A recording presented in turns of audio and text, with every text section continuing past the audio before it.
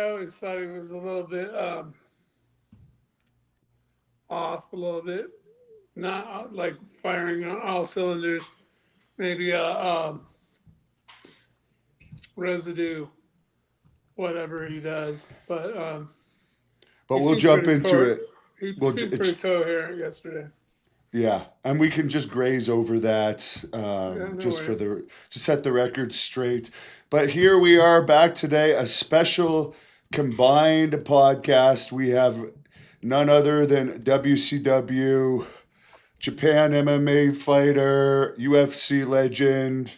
He's fought all over the place, street fighting legend, particularly in Huntington Beach, California, David Tank Abbott. And to help us with some WCW questions that John has been telling me about for years now, you got to get me on with Tank to ask these WCW questions that I'm dying to ask because he's a WCW expert.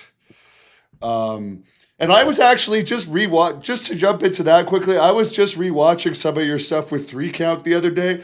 Yeah. The songs were better than I remembered. Well, yeah, that was a good time. Very good time. So to start it off here, someone says, "Here we go." Oh, there you go. Mike loved when you danced with 3 Count. Well, we're gonna get it. We're gonna get deeper into 3 Count later, but we did an interview with Mark Coleman where he mentioned that you were a crappy pro wrestler, and I guess he also had mentioned that there's a fight story of you talking about this fight that you had with Mark Coleman that has almost 1 million views. It's about 100,000 shy of 1 million on YouTube Yeah. from our first interview. He's saying you're not telling the story truthfully, so maybe you can clear the air on all of it to start off here. Well, I always tell the truth. So his version and my version, I don't think they're too much different. So I don't even know what he thinks happened and where the discrepancies are between the two stories. But whatever, it was a long time ago, and it was like not a big deal. Um, just some Brazilian guys got mouthy, and one sucker punched me, and everything broke loose, and it was going crazy. And then finally, Bob Meyerowitz, who owned the show at the time, screamed at the top of his lungs, like, "Everybody stop! You're costing me a lot of money." And it was kind of the catalyst, if you will, for everybody to stop and just look around and go, "Hey, what the hell are we doing?" And that was the end of it. But Good question here, quickly, just to interrupt from a fan here. uh, How is Mark Coleman so poor? you know, who knows? It's not for me to answer, but I don't even know if he is poor or what have you. But um, you know, life comes and goes, ups and downs, ebbs and flows. Who knows? It's all written wherever he's supposed to be. He's at. So who knows? He might be the richest man in the world, hanging out with Elon next before you know it. Well, he has been hanging out with the Liver King as well, which actually you called it the day before because you talked to me about the Mark Coleman thing and you Yeah. mentioned he's hanging out with the Liver King and this guy's about to crack, and then he literally cracked the next day. Well, yeah. Well, what can you say? That's kind of an interesting story. Um, what Imagine being Joe Rogan and having justifiably a nut job like that coming to your hometown looking to fight you. I mean, for me, I'd go, I'll meet you at the front door, but I don't think Joe is appreciating it very much. But Well, and also the pictures where like he has the logo with a big weapon around it that he's yeah, showing, yeah, and he's holding absolutely. 2 guns. That's a little bit different than a fight challenge. If he's actually holding weapons, while he might not be directly threatening him, it's like you're insinuating. And what it like? Okay, there's been some people that have accused you of being gay, right? You've Yeah, addressed that. Do you I don't think? don't don't don't tell too many people. Yeah. Well, if you okay, you might know a thing or two though. I hear him talking like, oh, it would just be so awesome if Joe Rogan were to choke me out. Oh, that would be just a dream come true. Like, do you think that has like a homosexual side to it? I think he's just looking for a rise. I don't. I think he just wants an audience. Yeah, he's just looking for an audience. He's not. Truly, I don't believe he's gay, but no, he's looking for attention. Yeah. And then again for Mark Coleman, Mark had mentioned to me he doesn't think, according to what he says, The Rock is not paying him anything, and he's getting nothing from this upcoming Mark Kerr movie. Where Mark Kerr apparently also told Mark Coleman that he's not getting anything for this big movie, and now Mark Kerr is renting a house like 5 minutes away from you. Do you think it's they're kayfabing us on that, and there is some money coming in, or are they really just allowing their likenesses to be used and helping out with the movie for free? Well, yeah, I'm sure he's probably getting compensated. Um, yeah. So whose business? Whose business of it is, anyways? Whatever he's making, it's his business, not anybody else's. Exactly. But I got to ask that as a reporter. And as far as the whole thing with him saying you were a bad WCW wrestler, is that just him because you made more than him, having a personal issue about that? Well, I've come across a lot of different people in this world, and this life actually travels. And I don't know what makes a guy tick, but if you had any idea, I didn't follow Shamrock into professional wrestling. I didn't do this and that. I just happened to get the best job that was out there at the time, and nobody else did. So I came from the UFC, and I ended up right where I wanted to be. I don't know if anybody else can say that. So if he wants to say that I was a flop or I didn't do what I was supposed to do, that's his prerogative. But you know, it's a lot of things going on in professional wrestling. It's a political minefield, and if you don't know what you're doing, you sit at home for a long time not doing anything, and it's probably where he would be. Yeah, I believe I believe that I don't know if you heard his story about what happened with him in WWE. I do believe that Jericho probably played a role in why he didn't get the job because, as you said, it's a political minefield, but also clearly it's not a good idea to show up at that under the influence. Yeah, no, I don't know any particulars behind him trying to get into wrestling or anything for for that matter, anybody in the business. It was a big business. There could have been a lot of people that went there. I know Shamrock had a lot of experience being affiliated with Pancrase, and which is nothing more than stiff wrestling in Japan. And so they were all professional wrestlers already from the get go before they even got into the UFC. So he kind of had the lay of the land from the way I understand it. I could be wrong, but so Shamrock was already a professional wrestler, and it's a whole different ball of wax than real fighting. And you don't find out till you're thrown into the fire, which basically I was. But I'm not complaining. It was the best time of my life, or one of them, one of the best times of my life. I had a good time wrestling. I heard Al Snow say in an interview that I bought recently from around the 1998 time. He used to corner Dan Severn in those early UFCs, just what the tension was like backstage in those days. And Al, people thought he was a fighter too because it was early enough and there was no YouTube that they'd be trying to intimidate him. We are talking about wrestling. It's very political and backstabbing. Would you say wrestling's more behind your back and MMA's more right in your face if there's issues? Very much so. And wrestling's all about making money and, you know, not crossing the wrong people, doing the wrong things. And, you know, I guess Severn was in it too. So these guys were all wrestlers. I straight out came from the streets to actually from the jails, from fighting in the streets to straight into the octagon. Um, so it was a little different for me. I wasn't out shopping for a paycheck. I was just doing what I love to do. And he had Severin and all those guys, Fry, all those guys. They all went to Japan, did their thing, and you know what are you gonna do? You know what, Severin, if he would have dyed his hair like Gorgeous George and just was Dan Severin, like you see him on his Instagram stuff, kind of the hokey ho. Let him run wild, turn him loose. That guy could have been right up there, right next to the Rock.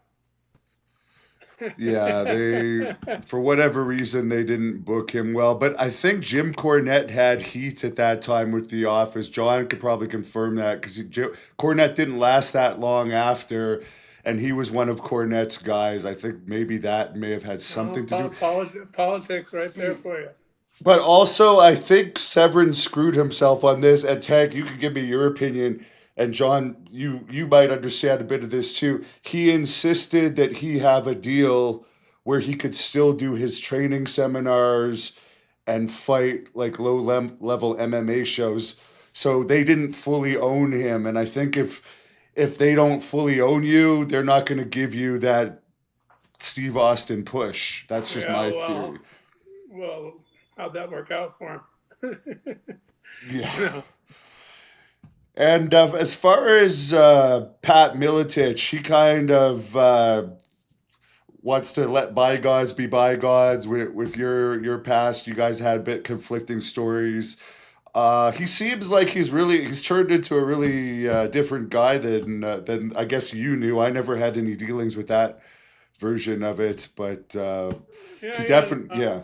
I watched it last night actually because I knew I was going to be on here, and I flipped by and I saw Pat Miltich there, and at some point in time, and this is just paraphrasing or whatever, he come to some realization that I was afraid of him and I ran from him at a fight in Alabama, I believe, which is if you know me, I'm not going to run from anybody, much less a fight.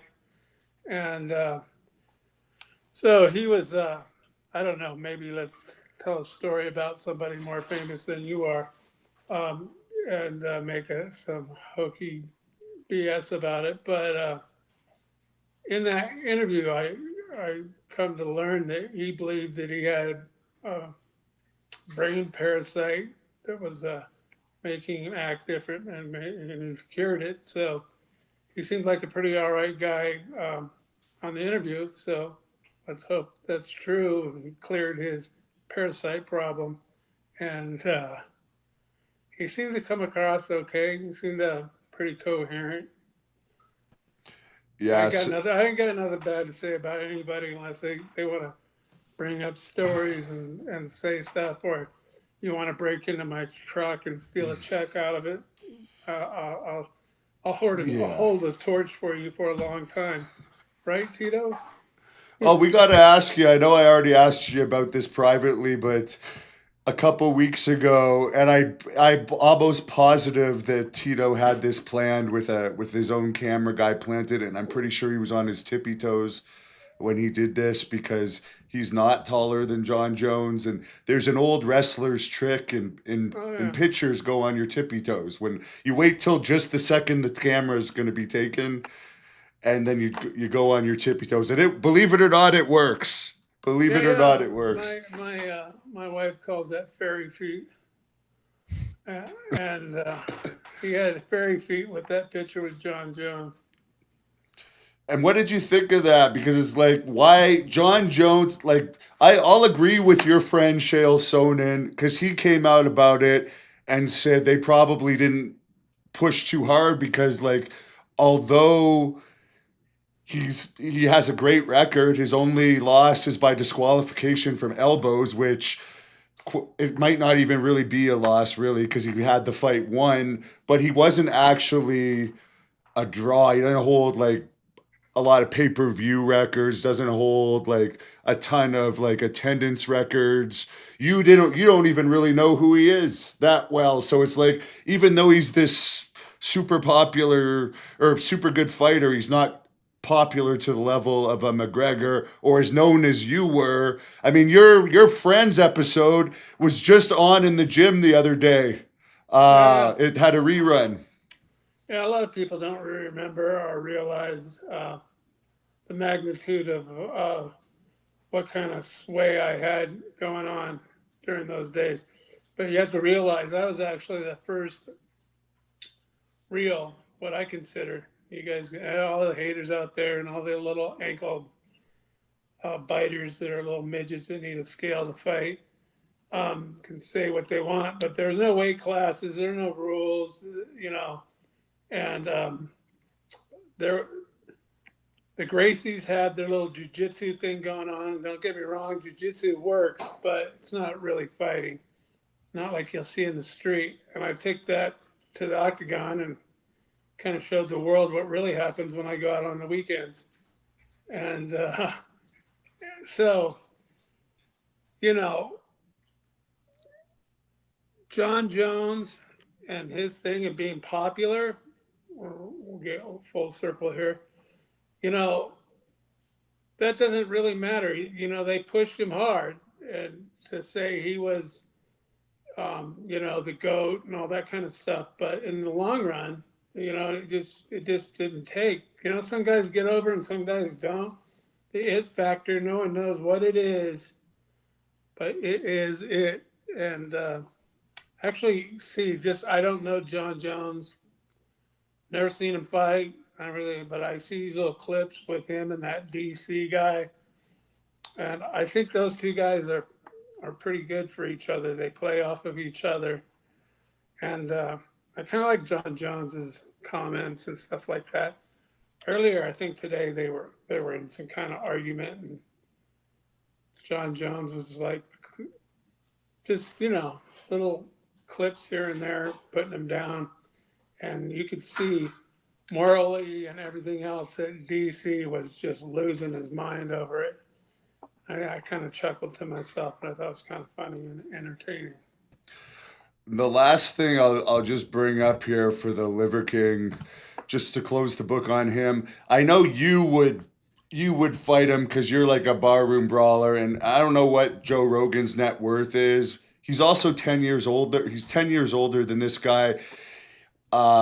He's a submission guy. He's a karate guy with kicks. We've heard celebrity boxing is saying they would have it, but like, what good would it do, honestly, in your opinion? Would it do Joe Rogan any good to actually fight this guy? Does he have anything that he needs to prove to the world? Well, yeah, you got the risk of getting your ass kicked and or kicking the guy's ass, and to a real warrior and someone that doesn't really is a fight for technique or for skill. You just want to kick somebody's ass for being a smartass and disrespectful. That might be worth more than money sometimes. In fact, I know it is because I've done it many times, hundreds. Yeah, but at Before, the same time, you're before, elevating him to your level if you suddenly yeah, who give him. cares? Once Yeah. you punch their face in, it doesn't really matter, does it? It's like, When oh, what? I put you over, I got you over, and I recognized you. Well, if you really don't like the guy that much, if someone's on the internet saying, "Oh, I want you," I say, come on over to my house. We'll do it Yeah. right by my front door. If you want to bring a camera, go ahead. Well, I don't know. Like, the thing is, he shouldn't have done all those videos with weapons. I think that was a big mistake on his part because those Texas police don't mess around at all. I've had my own accidental run-ins with them where I Oh hadn't yeah, actually done anything wrong. But you don't say, I'm coming to Austin. I got I, these I big guns. I'm not for sure about the state of Texas, but you do that here in Arizona. It's a permitless carry state. And you know where I live out here, out in the middle of nowhere. Everybody around me has guns. Everybody driving around has guns. Guess what? There's no liver kings out here or anybody else misbehaving. Keeps themselves and What do you carry, likewise. by the way? Oh, I don't want to get into that. I don't want to start sound like that. Sound like that ding dong, Sean Strickland running around with his guns and shooting on us. How irresponsible and just nine ballish is that? Are you scaring somebody? Pulling a trigger? But like, and we don't have to answer this, but I know like you can conceal a weapon in Arizona too. Like you could Yeah. have one in your fanny pack You know when you're what? It's out at funny. Walmart. I was in the grocery store and some big black guy was checking out at the self checkout, and I was looking at his back was to me. And what the hell is on his shoulder? He turned around. He had a shoulder holster and he had a big old gun sitting there. And I go, yeah, so you don't mess around in Arizona. Yeah. He walked off with his groceries. It's funny here in Wichita. I went to a physiotherapy place, and this just doesn't happen in Canada. There's a big sign on the front door. Please don't bring any weapons inside. And it's like just in Canada at a physiotherapy place, no one would ever even imagine bringing a weapon. Oh, absolutely. It's like that in Arizona. California wasn't like that, and I thought about walking around the neighborhood here. I have like a mile track down some dirt roads and the whole 9 yards because there's mountain lions and all sorts of wild animals out here. I'm not really into shooting animals whatsoever. Actually, after I got sick and everything, I've become very empathetic about shooting animals or even having anything to do with hurting animals. And actually, I think it's kind of foolish. These dumbass roid heads running around going, "Oh, I shot a beast, a big grizzly bear." You know what? Like you're doing something that's hard to do. Like why don't you fight at bare hands or something? Like the Brazilians used to do that. Used to go fight with the what were those pigs or whatever? They go out in wild boars, and it was some famous story about some Brazilian guy that did that. But at least he's out there not shooting them. They're minding their own business. I don't want to get into that and the hunting and all that stuff. It's just like, really? You're a little roid head with a pot belly and a sagittal crest and a bald head thinking you're a tough guy shooting an animal, minding its own business, trying to eat some food.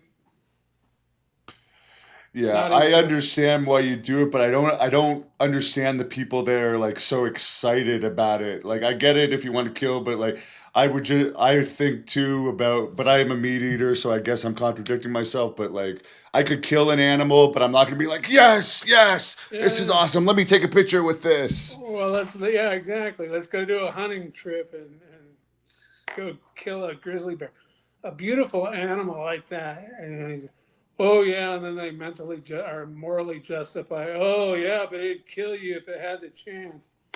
Well, what the hell are you doing walking around in its backyard for with a gun so you can go shoot it and act like you're macho? But that all came after my illness and recovery. I became very empathetic, especially against animals and stuff like that. But if you need to get your ass kicked, then more power to it. You wouldn't have done well in the old days of wrestling, and I know John has heard these stories with people like Harley Race and Terry Funk. They would have games in the old days where they would just have these guys were crazy. They would have their guns in their cars and they would just shoot like rabbits for the fun of it. Whatever animal is on the side of the road, it's like I'm gonna shoot these things just for the hell of it to pass the time while we're driving. Yeah, They would shoot people's mailboxes too. It was just a oh, wild time. I totally understand it, and it used to not really bother me that much, but after you go through some of the things I've been through, life changing events, your way of thinking changes. Yes, for sure. But I got no problem going out and shooting somebody that needs to be shot. And I don't know if John knows this, but I'll just announce to the fans right now that Tank is going to be part of my Blood Hunter YouTube movie that we're recording in August, and it's going to be released this fall. So I'm really looking forward for him to be that. We won't reveal much about his role other than it's not. I play a hunter. Oh yeah, you play a hunter. Yeah, that was our lead-in. But I'm a grizzly bear hunter. I'm going out shooting grizzly bears because they're beasts, and I'm a badass. I'm gonna go shoot one.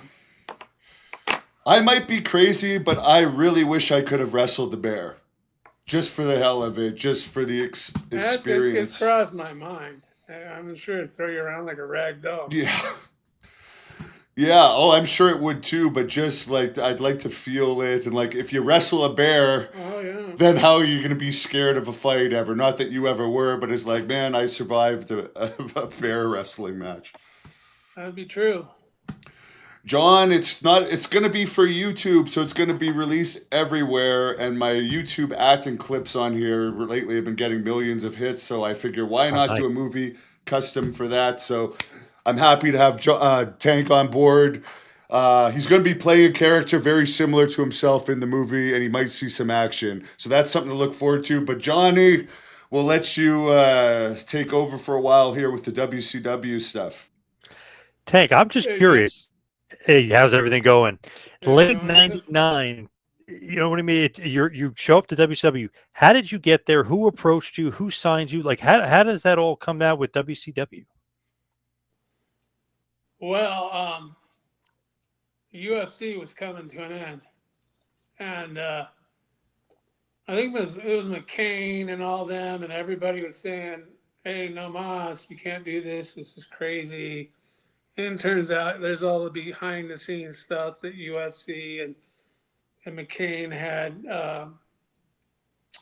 interest in Budweiser and the advertising and all that. So there was a push to get rid of it. And I saw the writing on the wall, and I was like, what am I going to do? So I just followed the road. Everybody was, you could go to wrestling. But, ironically, I don't know, so ironically, because I believe everything's written nowadays. If you look back on things, you go, wow, that doesn't just happen. But how I got into the UFC with some twists and turns. You'd have to buy my book, which is 900 pages long, to figure it out. But afterwards, directly after the UFC, that was on a Friday. That Sunday, there was a pay-per-view on the beach in Huntington Beach. And I lived there since 74. So they never, ever, ever had a professional wrestling match on the sand down there. And in fact, wrestling was kind of like, hands offish kind of thing. Like everybody knew what it was, but it wasn't like a big deal. Kind of some here's and there's, you know how the ebbs and flows of wrestling is. And lo and behold, the guy that got me into the UFC through twists and turns, which is a whole nother set of circumstances, it was totally crazy. But he was friends with some wrestling agents. And he had these wrestling agents get me into the UFC, which I had already been kicked out of. So he got me back in. And while we were talking and he got me in over the phone, I was at a bar drinking beers with him. First meeting with the guy. He's an older gentleman. And he was like, comes back and goes, okay, I got you into the UFC. Because he goes, I want to get you into wrestling. And I'm like, yeah. Who cares about wrestling? And he goes, I go, what I really want to do is I want to be in the UFC. And, you know, I looked a lot like what I look like now. And except a younger version. And I go, well, I really want to be in the UFC. And he goes, well, I can get you into that. No problem. I go, oh, yeah. You know, a young kid, at least in my head. Um, and he goes, yeah, I can get you in. And it was back in the days when there was no cell phones.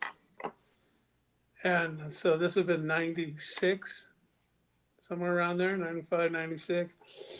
And he pulls out this big brick out of a S560 SL red Mercedes, and with a little short antenna on the end. And I'm like a young kid. I was young. I was 29ish, and but I should have been 19. And I was like, holy shit, this guy is a real big wheel, man. He just pulled out a cell phone the size of a brick. It's one of those phones that you don't need a phone line. I'm like, God, this is crazy. And he went out and he sat on the hood and comes back in and goes, okay, kid, you're in. And I'm going, whoa, whoa, whoa, whoa. I don't want to owe you anything. What do you mean I'm in? He goes, I got you in. I thought he was full of shit.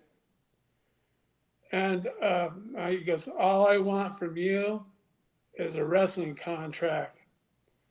He goes, we'll do a wrestling contract after you go fight in the UFC and get your ass kicked by these black belts. These guys are real martial art experts. And you're a loudmouth punk kid, you don't know what you're doing, that kind of thing. So, okay. Well, so that goes on. I go fight in the UFC, which was a Friday. Guess what's on Sunday? Back at home. It's a WCW Bash on the Beach in Huntington Beach, which has never, ever, ever, ever even been the closest. I think would have been Anaheim. Yeah, Arrowhead Arena down there, those kind of arenas by Where you Disneyland. once interfered at a WWE show back in your young days. Yes. And so I go, okay. And so I had two black eyes. I was a toast of the town for the first time in the world ever. They got to see real fighting, not martial arts bullshit and all this Karate Kid crap that everybody wants to sell so they can make money and pretend they're tough. And they saw me kick everybody's ass. And I was, as soon as I left, what was it? Wherever it was at, what the fuck? Where was that at? And the first show was UFC 6 that I was in, and Wyoming, Casper, Wyoming. That's what it was. As soon as I left that little nook of a town, everywhere I went, I was mobbed like Michael Jackson. You know, the airports, the ride to the airport, the gas station at home.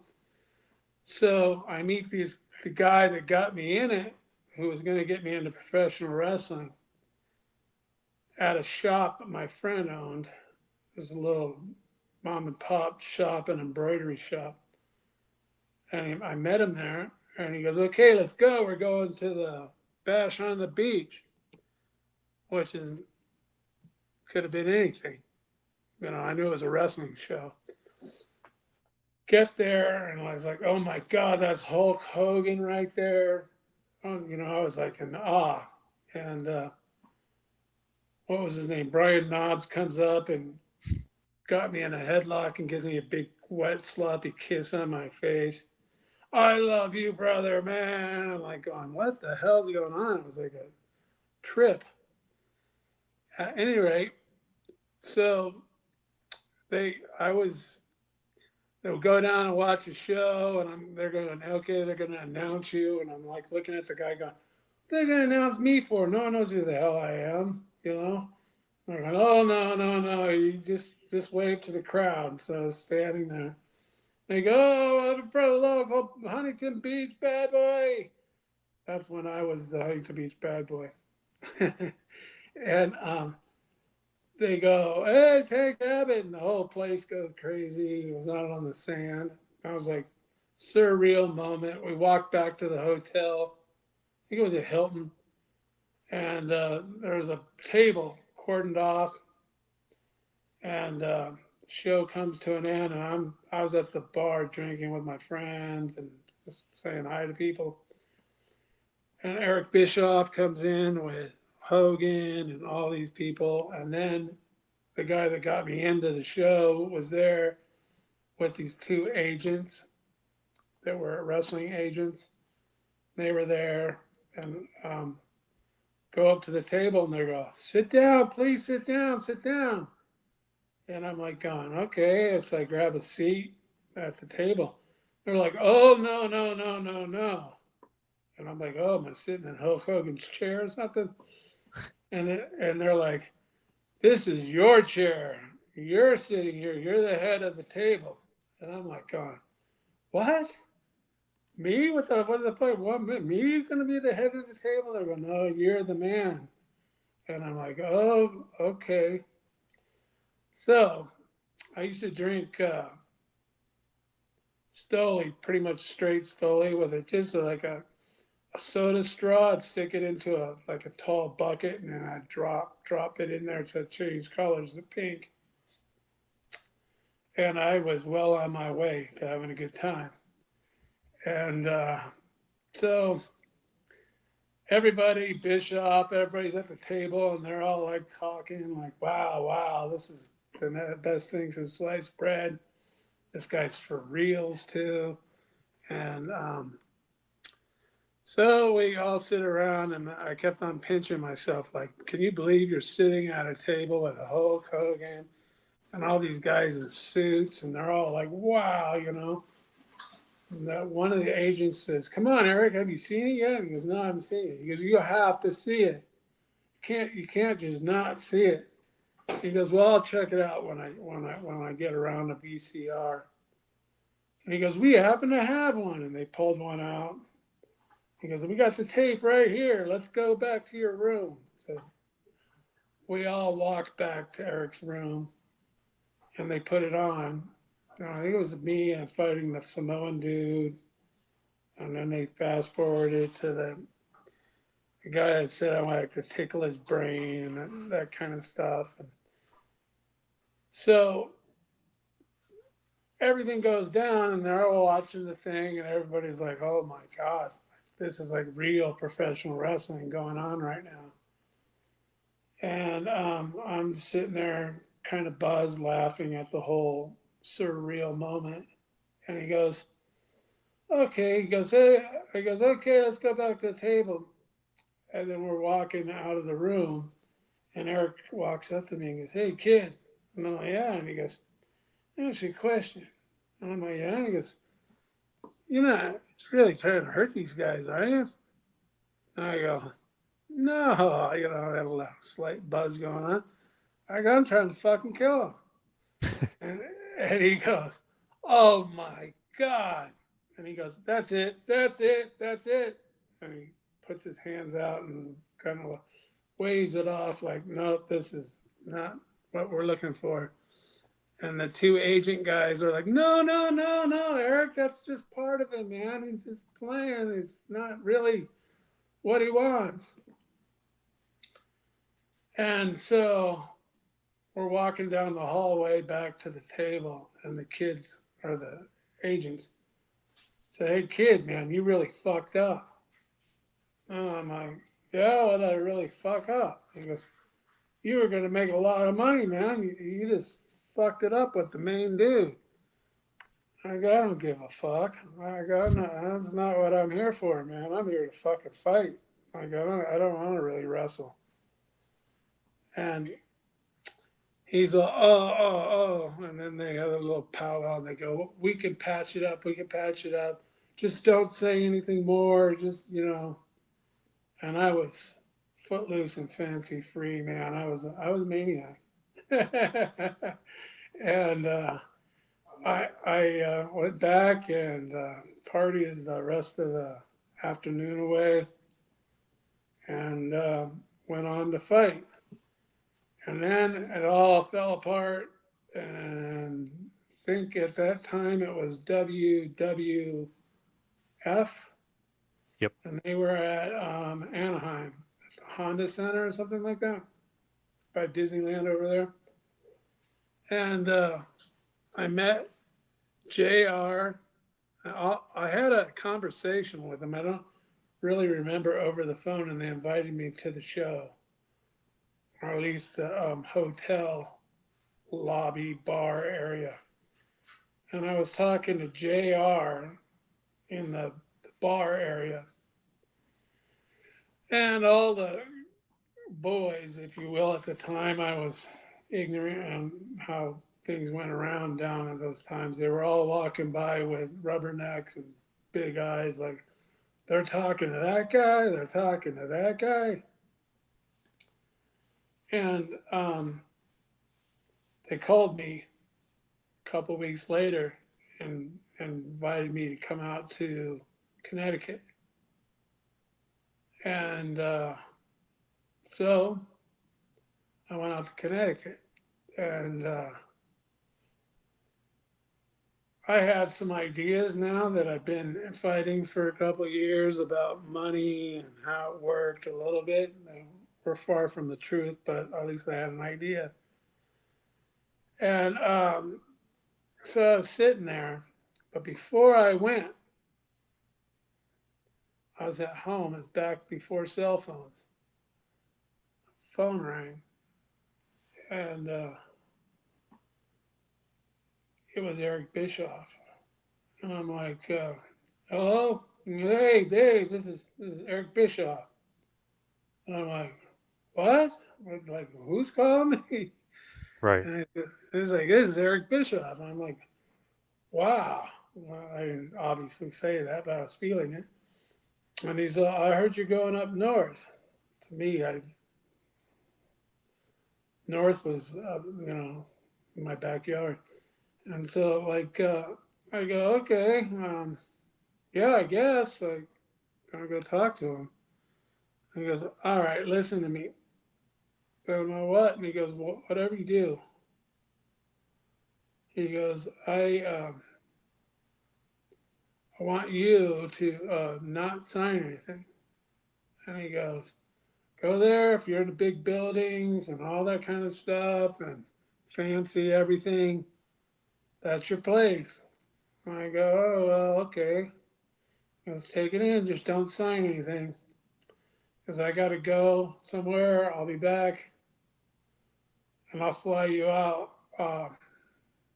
Monday of this coming week. And the next day was Tuesday, obviously. And he goes, and we'll talk. So yeah, he goes, I can count on you not signing anything. I go, you got my word on it, man. I'm a straight up kind of guy, man. I'm into principles and values, and that's my thing. I don't backstab and do those kind of things. And he's like, okay, I'll see you on Tuesday or whatever. And so now I know WCW wants to talk to me, but uh, I'm going there first. So I went and talked to JR, who was Pritchard, was there. What's his name? Bruce. Bruce Pritchard, yeah. Started talking to Bruce first, and then JR came in, and knowing that I had WCW coming up, I sat back and was listening to their thing, and it kind of lowballed me for, come to find out it wasn't such a low ball, but in my head I thought it was. So, you're going to sign a contract, you're going to get rock money right off the bat. Right. And I'm like, okay. And was interesting negotiating with those guys and talking to them. And they say, okay, so we got a deal. And I go, well, I'm not signing anything right now. And I go, I got to think about this, and we'll go from that here to the next step. And then I went home, got on a plane, and flew down to see Eric. And there's a little difference. I went up north. They flew me coach, which is no big deal, but just in comparison. And they picked me up in a town car and drove me up from JFK up to Connecticut, which was a schlep. But so WCW picks me up in a limo, puts me up in a nice place. Um, um, Eric Did they sat pay there. your bar tab that night? I didn't drink then. I was drinking, but I didn't drink that night. Believe it or not, I'm very disciplined and know when to drink and when not to.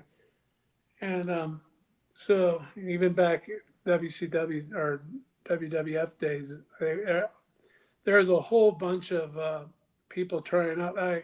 I met Kurt Angle when I was trying out with him, WWF.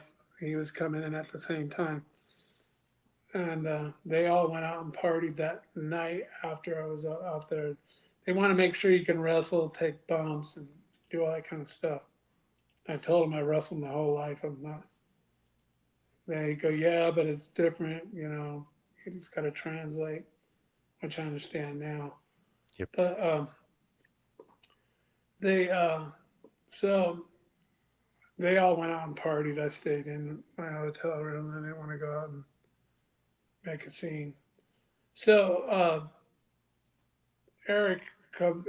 I get in there, and he made me an offer I couldn't refuse. And I was like, okay, now we're talking.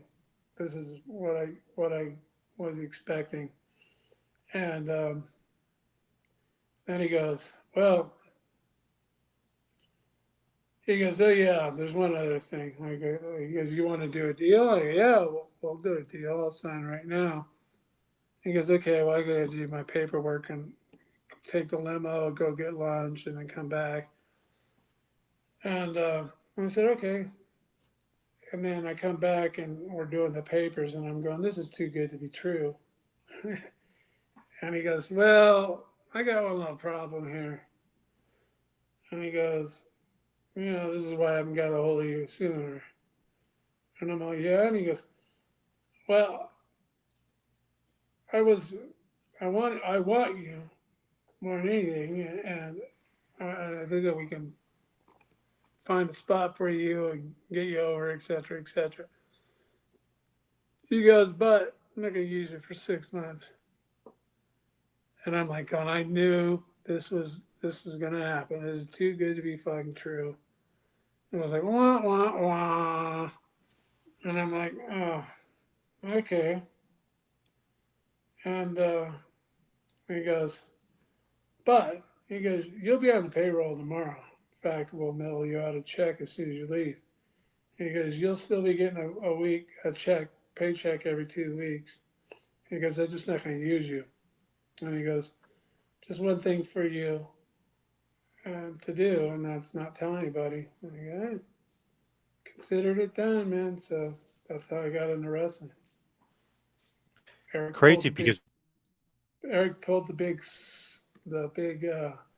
the carpet out from under their feet.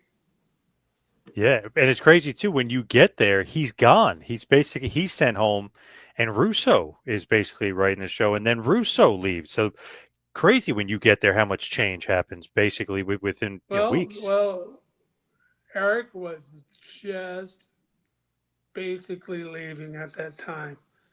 And then it it was craziness in the fact that no one knew who was in charge, no one knew what was going on, and I tried my darndest, and I can't tell you, I can, but I don't. Everybody wanted to work with me. Everybody, like any name you could think of, wanted to work with me, and I'm like, I would just look at them and go, "Hey, I'd like to work with you, but I'm not going to say anything to anybody because you don't know who's friends with who, what clique was what clique. Whatever. I basically was by myself the whole time. I traveled alone. I had my own car. I didn't travel with anybody. Only person I remotely hung out with was me and Gene Okerlund, and we would drink in the Wow, bar on the weekends, and we had some good times. Gino was a good guy, that's awesome. and Nice. yeah. So, but as far as everybody else, it was like, yeah, yeah, yeah, hey, sure, yeah, I'd love to do that, yeah, yeah, yeah, and they came up with all sorts of crazy. Who was booking? Who wasn't?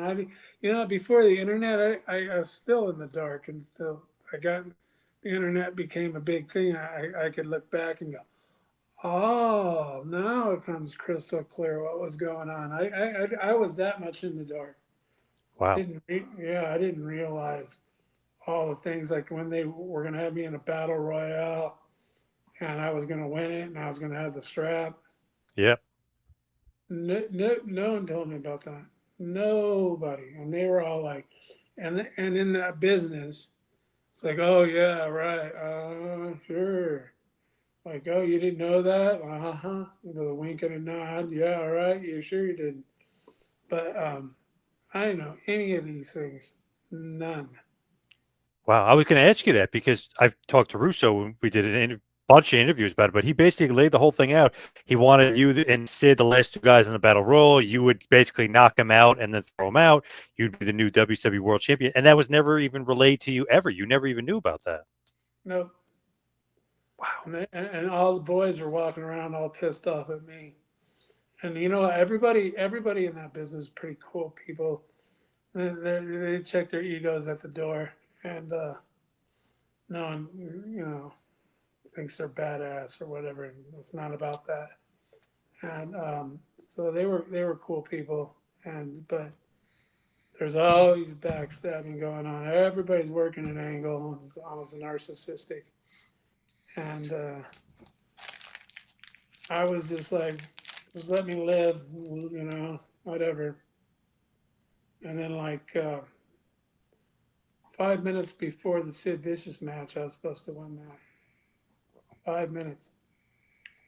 And it's not like I told anybody. They they they were all walking around. Um, oh, you're gonna get the strap. You're gonna get the strap. Did they call you? They call you? I'm in the locker room going, what the fuck are you talking about? You know what I mean? And I didn't even know any idea what that meant by calling me. And I guess, you're going to win the strap. They call you up and let you know. And I was like, I don't know. I just show up, man. In fact, so because of the, I guess rumors, and they weren't coming from me because I didn't talk to anybody, and I didn't say, hey, yeah, this is what's going to happen, anything like that. Um, all the way up, literally 5 minutes. I think the show might have even been going on. It was no, maybe a half hour before the show was going on. Jimmy Hart comes by and hands me a new travel itinerary, and I'm like, I already got mine. They FedEx you your things. And he's like, oh no, I think you might. And he didn't want to say, hey, well, they made a new one, and you're not going on after the show. And Mhm. so I was like, I already got one. I didn't put two and two together. Just folded it up, put it in my bag. And the next day, I go walk into the thing. The they, affectionately called it the war room. And what was his name? Buddy Sullivan. Yeah. Kevin Sullivan. Yeah, Sullivan was in there. And I walk in, and I thought they were going to go, okay, we already walked out. And mind you, green as green gets. It wasn't like I'm some professional uh, wrestler that's been on the road 2 or 3 years and know how to put a match together and call high points and all that kind of stuff. I had not a fucking clue. So like, you're gonna do a wrestling match with me. I had all day to figure it out what was gonna go on, and I would go, hey, we got to get in the ring and walk through the match, because I did some house shows. One time I knocked myself out, and thank God that we had done the show, the match, 4 or 5 shows in a row. So I was just on autopilot. I finished it off, but I would walk through everything because I didn't want any screw ups, because I'm getting paid not to screw up. And so Sullivan's like all the way up to that. We walked through the match a whole bunch of times with Sid, and on and on and on. And then I'm like, I guess I guess they're gonna give it to me this time. I mean, it's gotten this far, not just talk and people going, "Oh, you're getting the strap." I actually think they called me, and I'm like, okay, I guess this is the time. It was the time when Benoit, it was kind of like a screw over on Benoit. Yep. With the foot out of the thing. Yep, with Sid. Yep. I totally did not even know that was going on. Not a clue. Didn't even know who they were wrestling. Benoit, Oh, was that supposed to be you winning? Was that the night that was? match? Well, no, that was that Sid won the match, and then they were going to have me come in and wrestle Sid, and I was Yeah. supposed to win. It was a roundabout fu all But the then way they around. gave it to Benoit instead in the dumbest move ever. Well, the crippler thing or whatever. Yeah. And then he crippler. left to WWE like the next day. Yeah, get the title back. Yeah. All of them did, because that's what the main thing was, because the Battle Royale, 3 of them all quit and went to the WWE because they were so pissed because I wasn't a pedigree B-level wrestler guy, and they were going to give me the strap, and they deserved it. They thought they deserved it, and how dare they get some guy from another sport that doesn't even You know were he's more been. famous than all of them at the time. You were even more Exactly. famous than Sid, and Sid is a legend, but at that time, for mainstream Yes, fame, you were more famous. exactly. And so I walked in there, and then Sullivan's like, "Yeah, you're not going to win." And I'm like, "I don't care. Is my check coming next week?" In my head. And I'm like, at least I don't have to carry the belt around. I make all the, all the excuses I keep putting. To me, it meant something to those guys. To me, it meant absolutely nothing. It was not like I was a professional wrestler and wanted to be ever since I was knee high to a grasshopper. I was just, you know, if I was from that background, it would have meant something to me. I got to the top of the mountain. To me, it was like, yeah, who cares? Whatever. So I went in there, and Sid's all, okay, we'll just do the whole match that we've gone through like 3 times. He goes, we'll just do that all the way to the end, and then I'll be up against the ropes, and my ribs will be taped up, and you act like, yeah, I just got it, and I'll come off the ropes and choke you from behind. And I'm like, whatever, I don't care. And so that happened, and this will tell you how much I know. I just went, oh, well, professional wrestling 101. This is what happens. Um, I got up the next day and drove to Fargo, thinking I was on the loop. There was a. That's why Jimmy was giving me a new itinerary. I was supposed to fly home the next day, so they were like double covering themselves. And so I drove to Fargo and went there. I think I was in a little small airport. I just walked in and said, "Hey, they screwed my flight up," and flew from Fargo back to Minneapolis and then home. But that's what that's what went down. So for anyone that says that would have been a dumb idea, I mean, first of all, I agree it would have been a good idea because of your fame. It would have brought prestige to the title because you were really hot at that time from UFC. But they ended up putting it on a guy that left the company and never even lost the title. So how in the world would anyone think that was a better idea? Like that makes no sense. But I just got to throw one question in here before I forget. Violent J, who I know you love, the Insane Clown Posse. He told a story that Goldberg once roughed up Evan Courageous to John. Evan Courageous was from 3 Count. Yes. Can you confirm that that story happened at all by any chance? To John, meaning Like Violent J said he witnessed.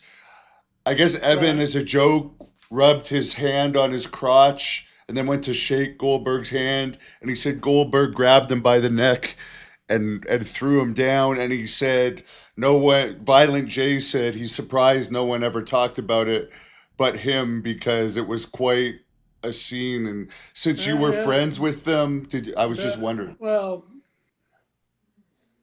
Bill, it's a great guy. I got nothing bad to say about the guy. He just kind of I was just believe his gimmick a little bit. Is that what they call it? Yep. Yeah, being uh, uh, yeah, yeah. Yeah, he just believed his gimmick a little too much, and maybe he felt disrespected. I don't know.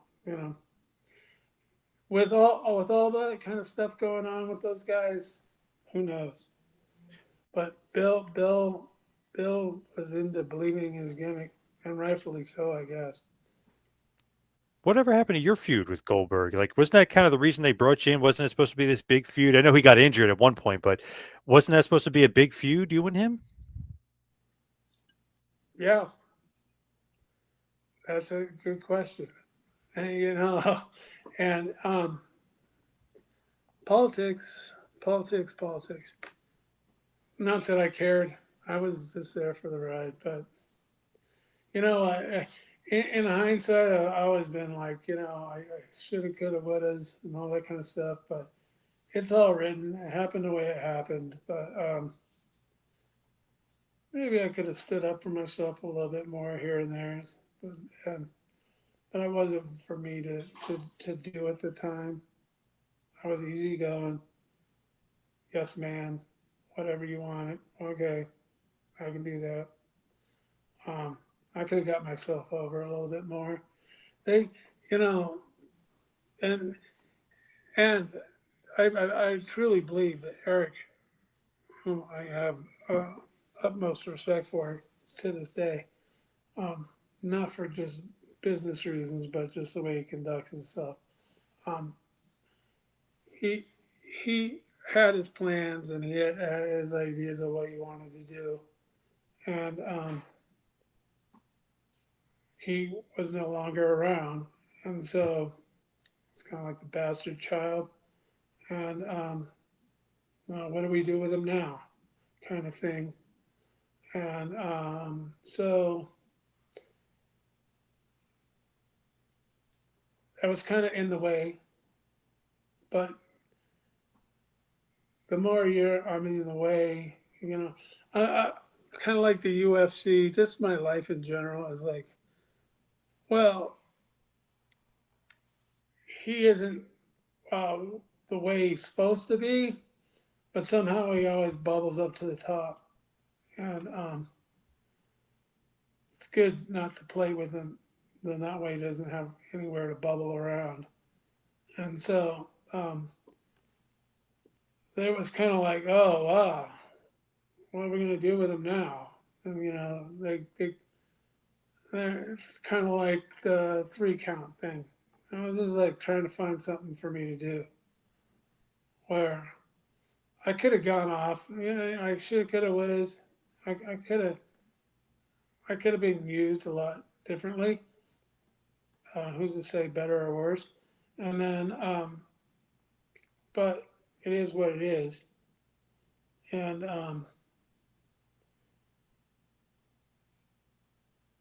I just it is what it is. I guess I could say, oh, well, they should have done this, they should have done that.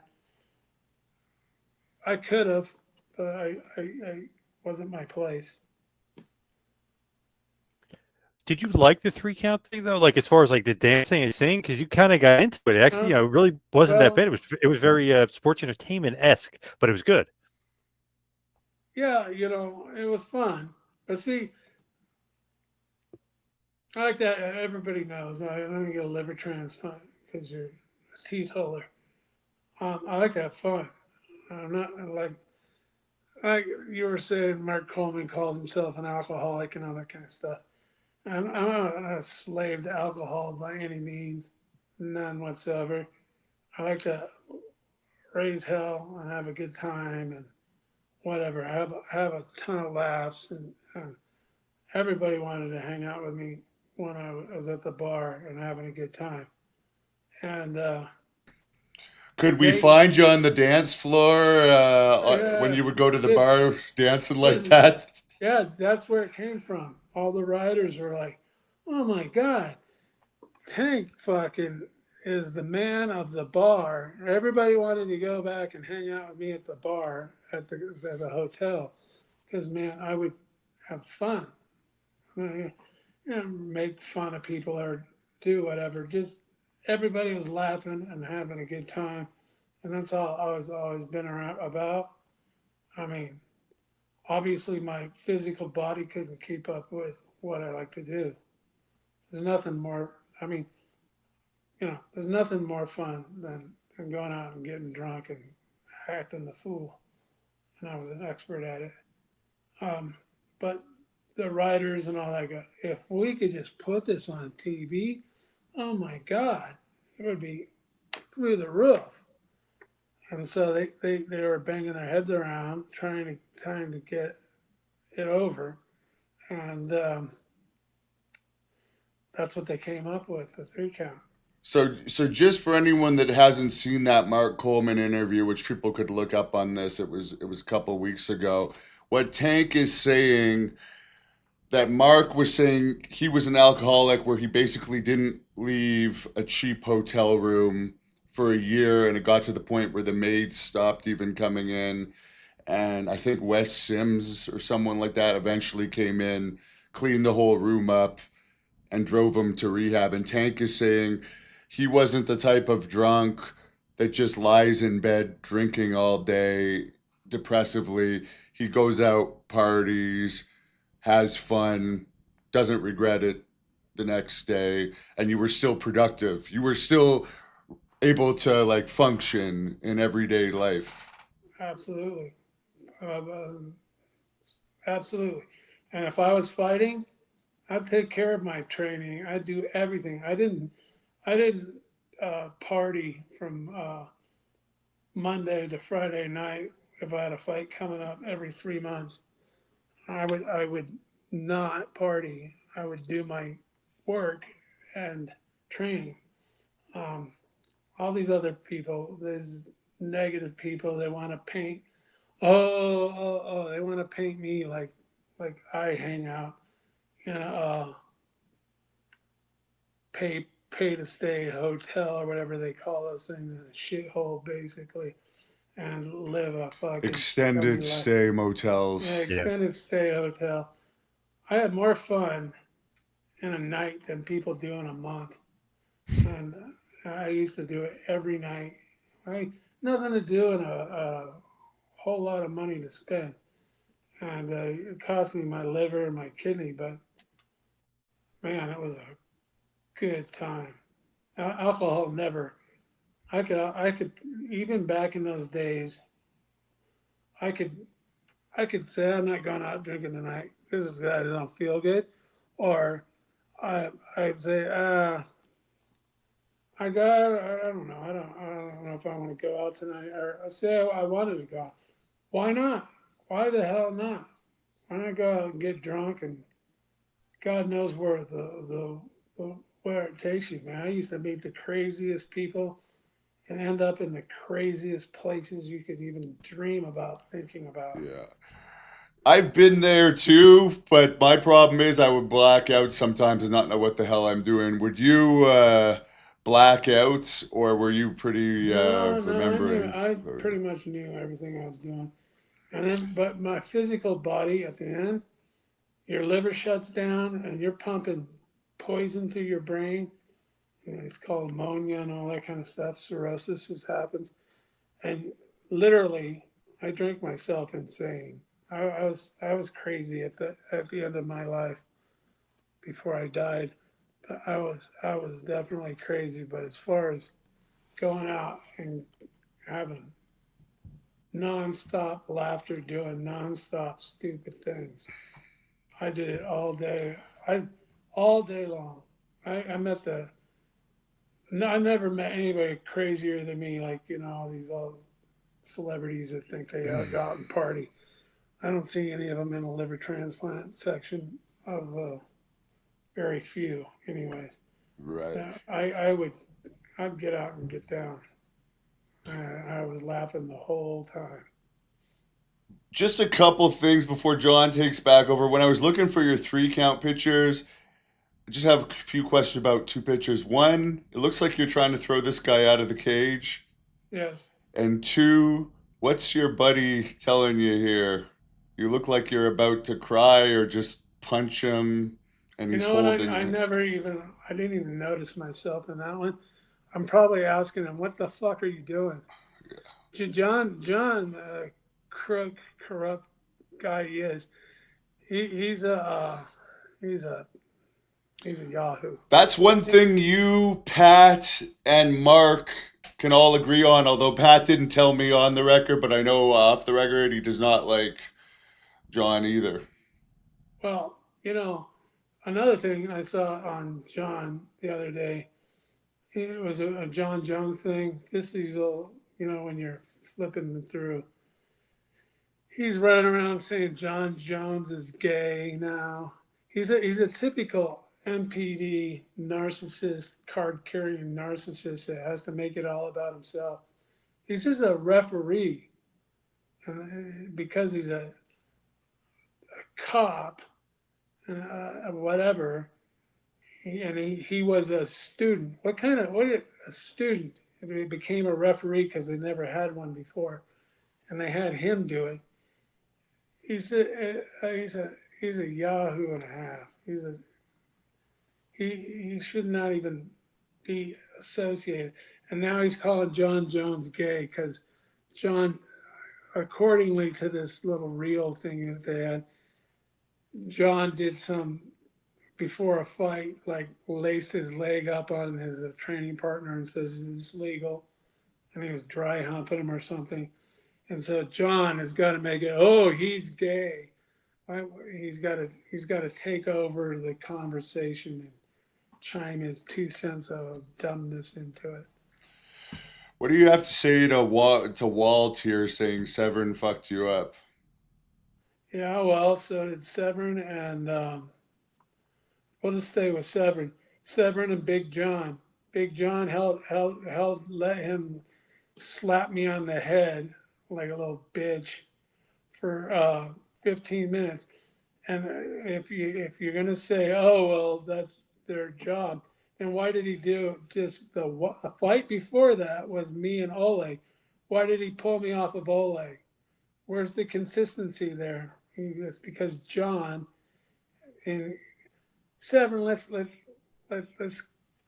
be truthful here. He's kind of a goofball, Dudley Do Right idiot I'm gonna slap you around and teach you the good book. And he he sat around. If you watch that fight, I don't care. He won, whatever. He doesn't take steroids. I don't think. If he did, he should take better ones.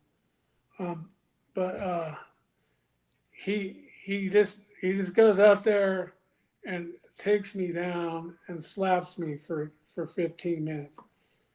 To me, that's not like There fighting. he is with your book in your backyard, by the way. You know what's the irony behind that? He doesn't know how to read. And by the way, the fans never saw this. Tank actually pushed Dan in the pool. I was there for that. Before Dan left, Tank shoved him Oh, in the pool. that he was going to teach the bad bully that he's not so arrogant. He's going to push me in the pool. What kind of? Come on, like that.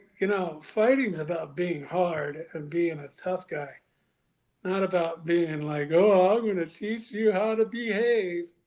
Like, what are you in grade school? You like Dudley Do Right?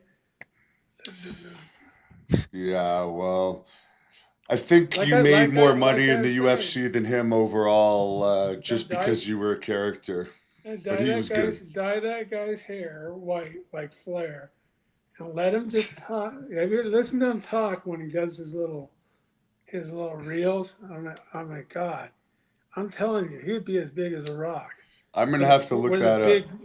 big coat like Flair would wear, and he could go out there and be like Gorgeous George. Yeah, for sure.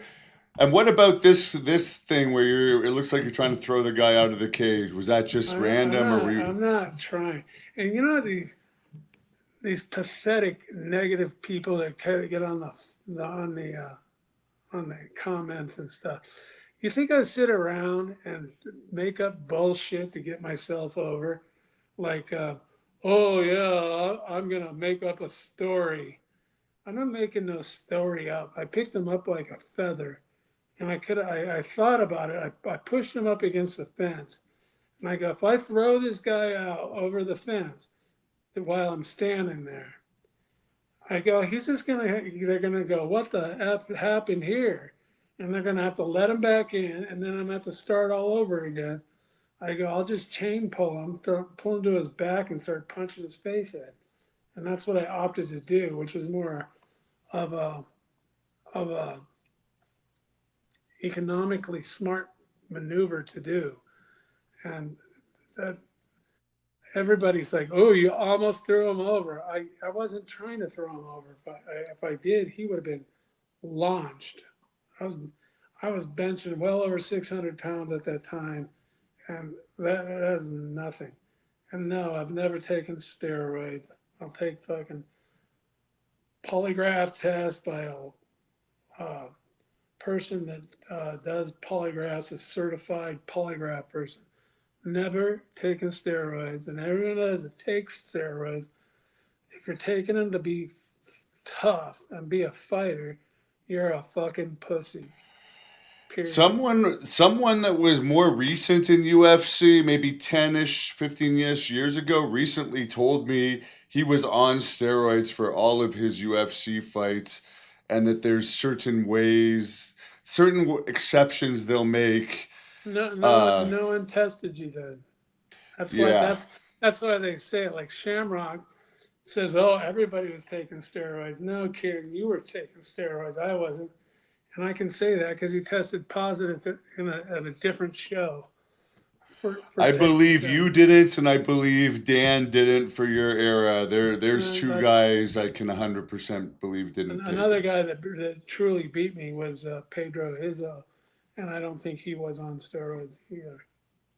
Someone just asked you about that randomly. Who was the best striker you ever faced? Was it Pedro Uh, Rizzo?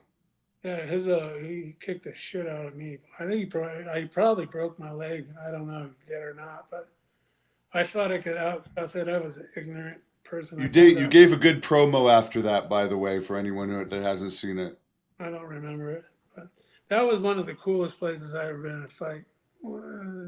It was like movie time stuff. It was like yeah, it was like like almost like seedy, and I was like, I walked in there and I went, yeah, this is gonna be fun.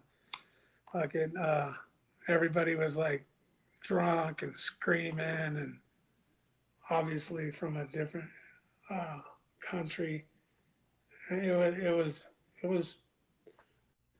was awesome till my adrenaline wore off and I was in the back and went, holy fuck, who broke my leg?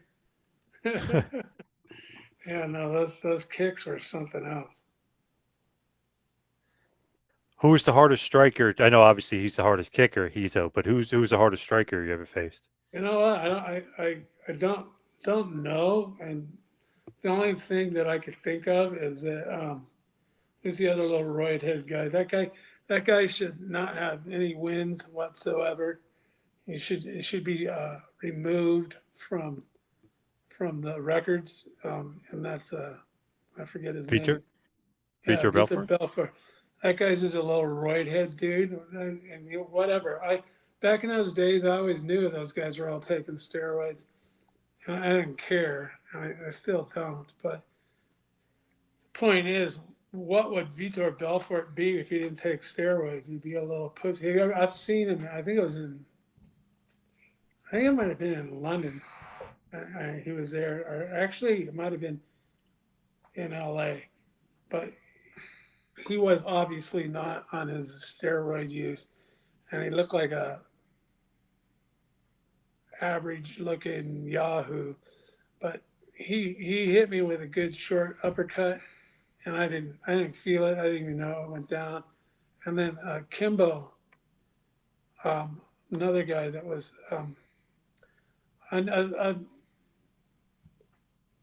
pretty much every guy I've ever fought, I've been stronger than and never really noticed their strength. And I'm not saying that Kimbo was stronger than me, but I noticed his strength. He was like a telephone pole, and he hit me because I didn't even know what happened, and he hit me, and he hit me. So I have to say those two guys, and both of them were heavily on the sauce. Write it up. By the way, it was Maurice Smith, the promo that I was thinking. I got it confused with Pedro. For anyone that wants to look up one of his funnier UFC promos, you did a good one after your Maurice Smith match. Yeah, Maurice Smith. That was the one that I wasn't even supposed to fight. It was like 2 days before they called me, and that's when all the treacherous, all these guys that fight, well, they call themselves fighters, and I guess they get in there and fight, but they're not really warriors. They're treacherous retrobates that get in there and pretend like they're narcissistic. They pretend like they're fighters, and they live by some. They don't live by some oath or being, anyways. But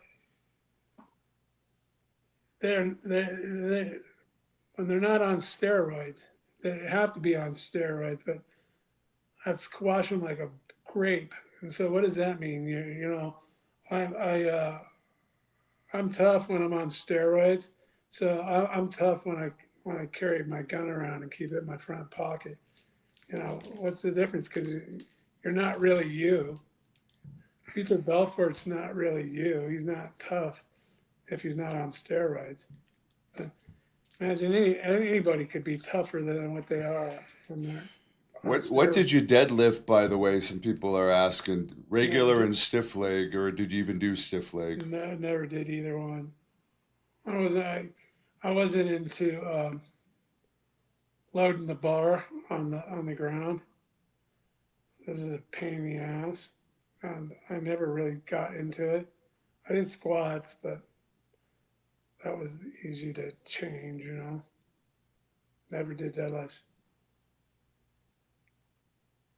When you were in WCW, I don't know if you'll remember this or not. Just this is so random, but you fought a guy, Big Al, in a leather jacket on a pole match. Do you remember this at all? And at the end, you had a knife, and they pretended like, oh, he's got a pair of scissors. He's going to cut his beard, but obviously, the guy didn't have a beard. No, it's John Shavani. I Yep. think said that. Yep. Yeah, no, that was a see. Talk about they didn't know what to do with me. They're like, "Hey, we don't know what to do with you." I forget who it was, and I'm like, "Yeah." They go, "Well, you got to be on this pay per view. You got any ideas?" And I'm like I don't. You're asking me, like what to do, and I'm like, "Gun." Well, mind you, this is before Instagram and all that kind of stuff, and before the internet. So I don't have a clue. Like, and I wasn't like a big fan and knew who obviously knew who Hulk Hogan was and those kind of things. But as far as knowing anything to do, and I go, well, I got have fun. I can get my friend to go with me.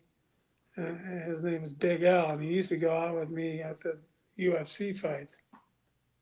And so I go, how about, because I had a jacket with a big UFC logo on the back, and it was kind of fu to all the martial art guys that these are dilettantes, these guys that think they're experts in fighting because they watched a couple of UFC shows and know how to fight now, and so they're dilettantes, they're experts of nothing, but they can watch a couple shows and know how to fight. Um, they they would watch, but I had a biker jacket, and on the back of it had a embroidery from the embroidery shop that guy worked at or owned, and I put a big UFC jacket back on the back of it, and it was kind of in the time. It was a pretty famous jacket. I got offered a lot of money for it. I still have it. It's in my back pocket, in my back jacket closet. But Very loud jacket. Everyone comments because I think you wear it in our first interview. They're like, we hear the jacket very well in yeah, this. it's real thick leather, and so it was kind of instead of these martial arts jujitsu guys and the karate guys, all these guys that I don't have a clue about fighting uh, and sport fighting, or they're athletes. It's almost like wrestling, but it was kind of like in your face, kind of like the big 400-pound Samoan that knew the martial art. The martial arts show. That's why they kicked me out of their whole show to begin with, before I even got in. And so I made this biker jacket, which is the antithesis of martial arts and athleticism. And so I said, Al came to wrestling and said at a show, he goes, "Oh, I came here to watch my buddy wrestle." And he goes, "What a joke. I think my buddy's a sellout." And he sold out for coming here and being a wrestler. And so they came up with that we were gonna fight for this jacket there. It's adorned with Vietnam veteran patches. And so Al was gonna fight me. They're gonna put this pole on our jacket on top of this pole, and we're gonna climb up it and take it off. And whoever did that, obviously, that was the prize. Yep.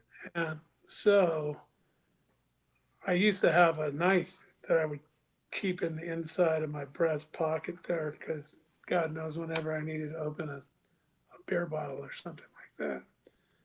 And didn't ever think about it. I knew it was part of it. But we went through the whole match. We walked through it all. And I was going to carry him all the way up to the top rope.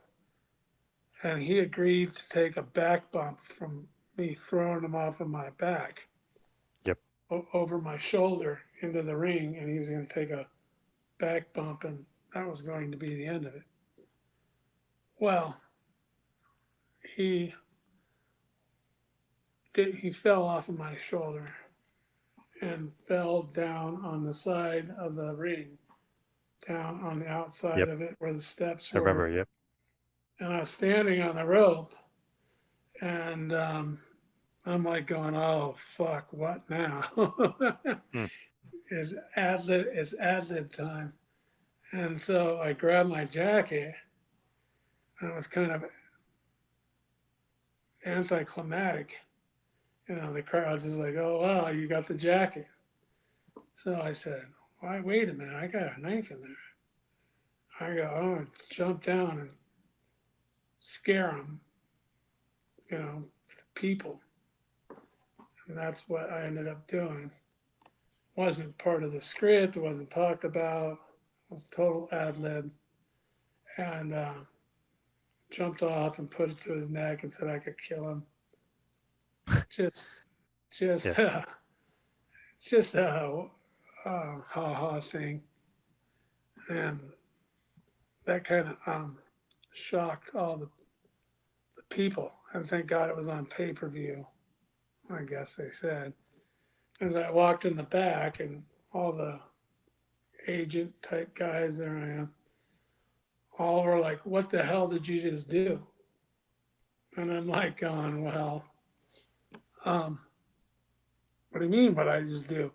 And I go, I just held it to his neck and said I'd kill him. That was it. And then next thing you know, it was a scene, and some of the guys that were running the office and everything else come up to me into the bar. "Hey, come here. We got to talk to you." And I'm like, "Yeah, what's the deal?" He goes, "Thank God it was only on pay per view." He goes, "Secondly, you can't pull a weapon out like that and do that." And I go, "Well, I can understand that in hindsight." I go, "But let me explain something to you. You guys did not tell me what to do. You didn't tell me anything. And every time I came up to you, like, hey, I need some help here. I don't know how to put a match together. I don't know how to do high point. I don't know anything whatsoever. Nothing." And you guys said, "We don't care what you do, go do it." And I go, "What I do? What?" I go, I took that as free reign. I guess we could have started punching each other. I guess we did in that thing. Yep. We ended up tying our hands together with the belt. And I go, "You didn't say, oh, you can't do that, you can't do this." I go, "You said, we don't care what you do, go do it. I can't help you. I wish you could." Arn Anderson said, "I wish I could help you." He goes, "My hands are tied. I have to stay out of this." I said, "Okay, this is when it was all falling apart." And so like they're sitting there saying, "Oh, let's say example, Coleman's calling me a flop." Well, how about I take Mark Coleman and drop him right in the middle of the show and say, "Put a show together, or go put a match together, and you're going to get over. And at this time, you're going to have a couple high spots and do this and that. Good luck. See you later. I'll see who you come up with." And I'm pretty sure not too many people would come up with anything. But the guy that was in the office goes, just looked at me and goes, "I get you. Okay. All right. I understand." And they never brought it up again, except for the match. Then we went back to the bar, and everybody was going, "That was the most craziest match we ever seen. The guy standing on your face." And I'm like, "Yeah, I used to do that all the time when I was drinking. It was one of my drinking games." Um, but they're like, "You guys were punching each other." He goes, "That wasn't a work." And I go, "No, it wasn't." I go, oh, they just walk off shaking their head like that was a nutty match. Still around nowadays, I guess. Oh yeah. People keep asking your thoughts on Kimbo Slice. By the way, they want to know what you think about Kimbo. Yeah, Kimbo was whatever. I mean, not really much. He won, and it wasn't really much of a fight. I was in shape. I didn't do the job for him. It was he hit me with a good shot. Not that I will just throw out very quickly in the dark side of the cage. Anyone that saw the highlights for the Kimbo Slice Dark Side of the Cage, they cut out a lot of what Tank did in that fight. They made it look like Tank basically did a straight job for him. Just for anyone that's just seen the match from that side. I don't know if you've seen that, John, but I was pissed when I saw that. yeah, whatever.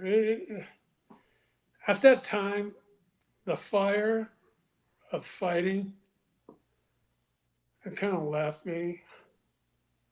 I've done a lot of soul searching about that. I have I you know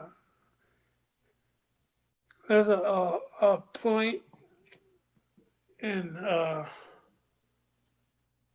life. I don't know so much to life, but you know it the importance of competing, and I said everything I want to say. I did everything I wanted to do, and it was never. You have to remember when I started, you fought 3 times in one night. It was about fighting.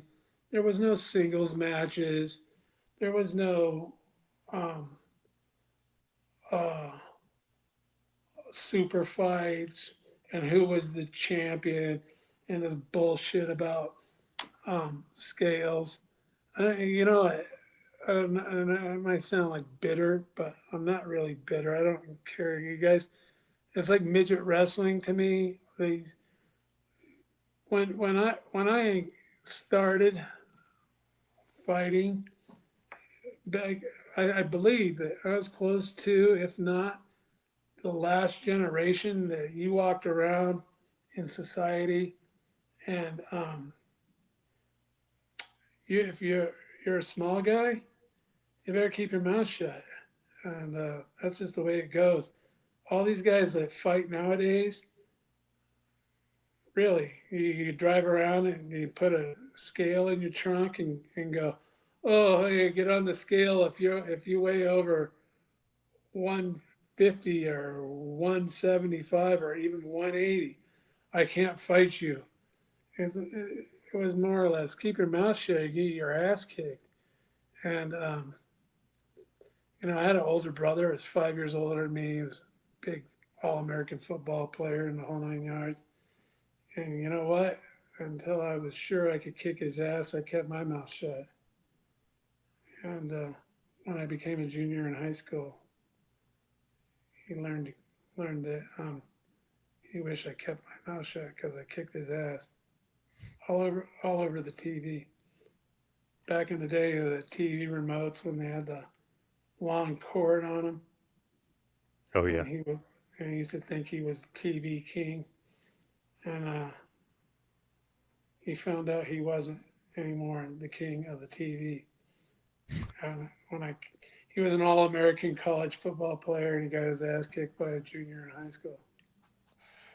That's That funny. that happened Did to me you have a 5 years. contract for more than one fight with Elite XC, by the way, or was it just a one and done type Oh deal? no, and I digressed on that. I just didn't have any fire. Eh, You know, like eh, like I had something to prove in the UFC, and back in those days when I was UFC 6, I was so glad when I got the 400-pound neck breaker. As I went to their first show, well, the show before mine, and it was all like martial arts, and at that time, I used to drive around in my van. I had a Ford van. I had a Bull. I put it on my Instagram. I found a picture of it. I used to drive around with that with a 12-pack of beer, and I'd go to different dojos around my neighborhood and go in there and ask all the guys if they wanted to fight. None of them took me up on it. But They need to do a movie about you, and I know there might be one in the works, but a fiction movie about some of these adventures. oh yeah, well, um, speaking of which, I got my first draft on my screenplay of Walter Fox, who happens to be the hero of this novel that I wrote, and I got the first act done, pretty good, and I don't care if it ever. I do care, but I mean, it's fun to do. It's intellectually stimulating, and yeah, when it gets done, it's going to be awesome. Got the first act done on the second draft, and it's pretty smooth. There's only one Walter Fox in this world. That's the hero. He only lived once, but it's not a whole bunch of hyperbole. A lot of people think it's an autobiography, but if it's an autobiography, trust me, it'd be a lot worse. Your WCW contract, it was just 1 year. That was it, or what? Like, what Yeah, was the time frame on it? 3 years. Wow. Yeah. So when they stop using you, you're still getting paid all the way until the end of WCW in 2001. Yeah, and they didn't pay me they paid me the first 6 months for doing nothing. Wow. Yeah, Damn. I had a hell of a party. Hell I of a love party. that. Yeah, yeah, no, I was on vacation for 6 months. I was working out a lot, but I think I ran a marathon. Actually, I ran a marathon right before I went and saw Eric. You were in your Wow. best shape for WCW, possibly as far as like your physical look, I think. Yeah, I'm not much of a what is it, bodybuilder looking kind of guy. I uh, I always said I like to look good with 600 pounds in my hands instead of having a cut up stomach and all that kind of stuff. I don't care if I have a little bit of fat on me. I'm not. I'm not. I'm not into looking good unless I'm on top Yeah. of you in your face. And You were obviously legit tough, and somebody was just asking, who else did you find like legit tough in WCW?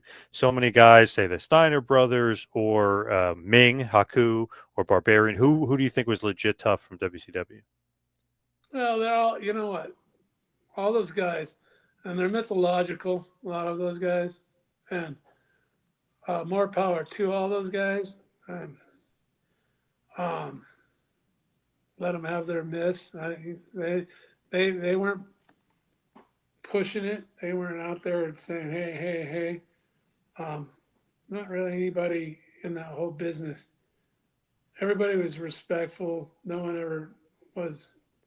I always have problems. They disrespect me, and nobody in that wrestling world's gonna disrespect me. Not anybody.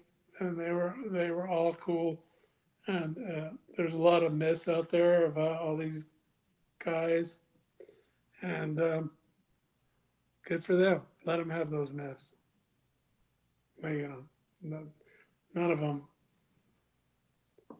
Nobody were. tested you. Nobody had to prove they were tough to you. They weren't going to do that. No, and I think they were smart enough. Wrestlers are pretty smart guys. I'm pretty sure they were smart enough not to go there because I, I, I can stretch my brain, and they are all tough in their own right, but they don't want to see me in the street. This Hannibal is maybe get knocked out in his movie though by you. I know that. you're gonna have to wait and see what I was happens gonna with say that. I'm not at liberty to say anything. Uh, Someone says, were you starstruck by any of the boys, or for that matter, any celebrities over the course of your career? I don't know how you could have. I know you had Clint Eastwood at your house at one point. I mean, I would Whoa. find it hard not to be marking out but at the same Yeah. time, you want to seem cool when you have Clint Eastwood over for a dinner party. Well, I was at a friend's house, but I also was recovering from my liver transplant surgery, which was riddled with 5 strokes. So I was kind of more or less at the time just there.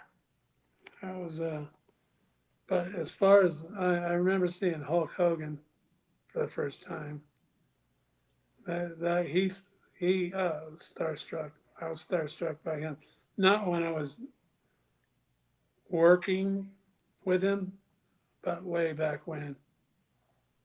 Back in the time when after wrestling practice, and then we used to before wrestling practice, before we start warming up, um, wrestling WWF was on his upswing, and Hogan was there, and the heavyweight on our team we would do um, ad-lib wrestling matches, and he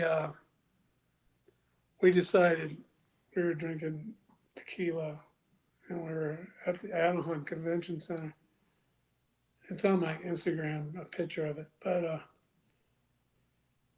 I saw him at at the arena there, and I remember going, "Oh my God, that's Hulk Hogan," and he was probably 40 yards away. That would be the only guy that I was really like, "Wow." And then after you get to a certain point, then they're all just people. When you look back at WCW, all positive though, or any regrets there?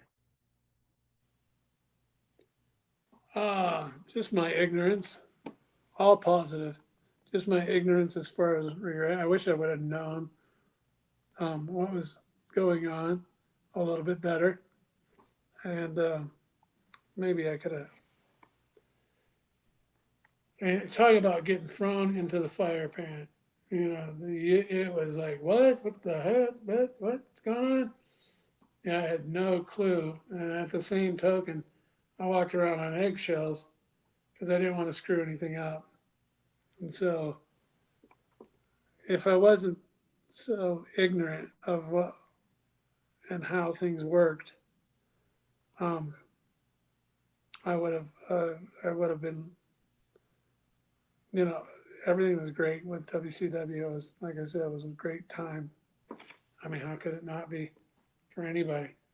Um, and then, you know, it's just if I had a better understanding of what was going on, I could have capitalized more and probably got over a lot more than even came close to doing. I could have, should have, could have, would have, but I feel that I could have burned the house down. I just wasn't comfortable, and I was always wary of stepping on the wrong toes, screwing something up. The political That, minefield. that's a true statement. You never know who's who, what's what. Basically, if you didn't have any, you know, I just didn't want to screw anything up, and but if I would have applied myself and not been so much held back, where I think if you go from a different paradigm of these guys that come from that whole scene, they're trying to push their agenda and they're trying to get over and they're trying to make themselves um, more than what they would try more. They would have so much more trying. Where trying, I was always the opposite paradigm of trying not to screw things up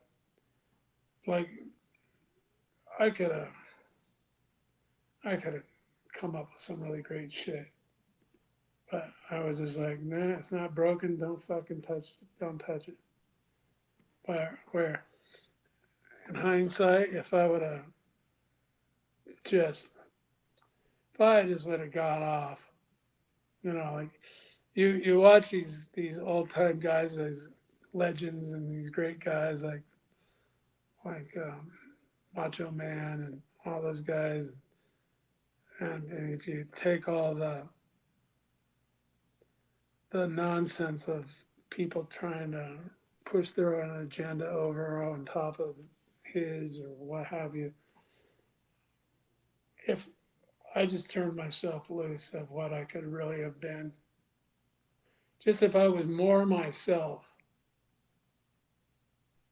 you know, I didn't, so it doesn't matter. That's, but I don't have any regrets for anything, but that would be as close as coming to a regret of not turning myself loose. Always concerned about fucking up my paycheck. Could we just get you to give your thoughts on your UFC debut? It was quite a spectacular debut. We'll just play the finishing seconds there, but what was going into your head getting that opportunity to display your fighting skills for the first time as you make fun of the guy being knocked out in front of such a great crowd and a big Yeah, audience? I used to do that every weekend, and if not a couple times a week. I was always fighting, and these clowns, these idiots, these fucking little midgets. Yeah, I slapped the shit out of those guys. I'm not a bully or anything, but these guys, I don't know if it's the internet or what have you, but these people out there exist. They didn't exist back in these days, man. You kept your mouth shut or you got your ass kicked. You didn't run to the cops and cause problems either.